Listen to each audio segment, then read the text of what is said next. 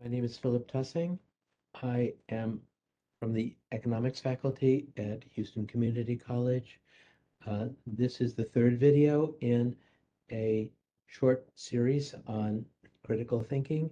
This particular video is about cognitive bias and logical errors. So here is the series. Uh, Several of the concepts, particularly on cognitive biases, come from the book Thinking 101 by Woo Kyung An, who is a Korean psychology professor at Yale University, and this was published in 2022. Confirmation bias is the idea that people seek out information from sources that agree with their pre-existing ideas. It's an extraordinarily powerful idea. It's the basis of the social networking site Facebook, which in 2023 earned $135 billion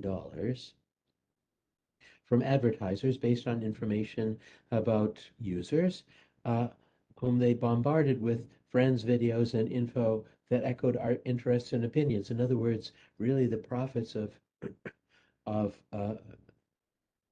Facebook and even Google, the search engine, and other kinds of sites similar that are social media sites is specifically confirmation bias. It's the way in which people who think alike are able to find each other and are bombarded then with ideas that are similar to the ideas that they already hold.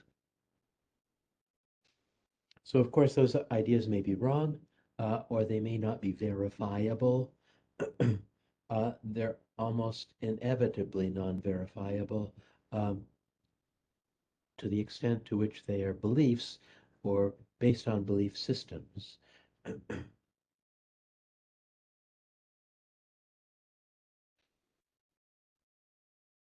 So the ways in which you combat confirmation bias is by either living with or working with people who have different ideas from yourself, including people who are from different cultures or people who have different approaches to how they operate in the world, or having conversations with people who are from different cultures or operate differently, and considering seriously their responses and comparing your own concepts of how the world works with the concepts of other people, not necessarily taking on their beliefs. That simply means changing tribes, right? But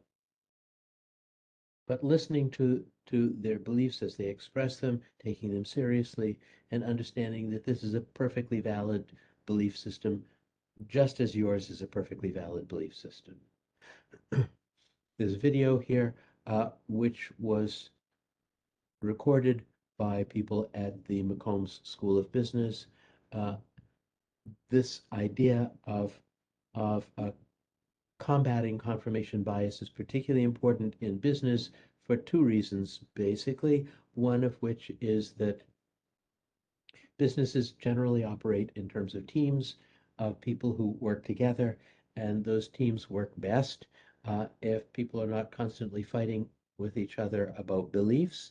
And so, to the extent that those teams can be brought to understand that their own belief system is not necessarily that of other people, and that that's okay, and that belief generally is something that cannot be validated, and that if you have a belief system that excludes someone else's, that that the other person may also have a belief system that excludes you, and that both of those belief systems may be valid within their own terms, but from a larger objective perspective, they cannot be both correct.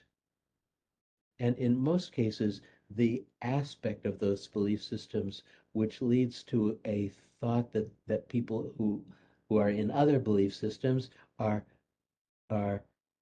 having incorrect ideas is simply not true and not valid in most cases. So it's useful to keep that in mind. One may consider one's own belief system to be good for yourself and for others in your group. That doesn't exclude other people from also having perfectly good belief systems that work well for them and their group. The other aspect is that belief systems can frequently make it harder to understand problems and phenomena of one sort or another in an objective way. It makes it harder to solve problems. Being able to get outside of one's beliefs around a certain situation or problem helps to solve the problem. And so confirmation bias is a way in which problems linger and are not solved. So confronting confirmation biases that perpetuate problems is quite important for companies in order for them to improve their processes within the company.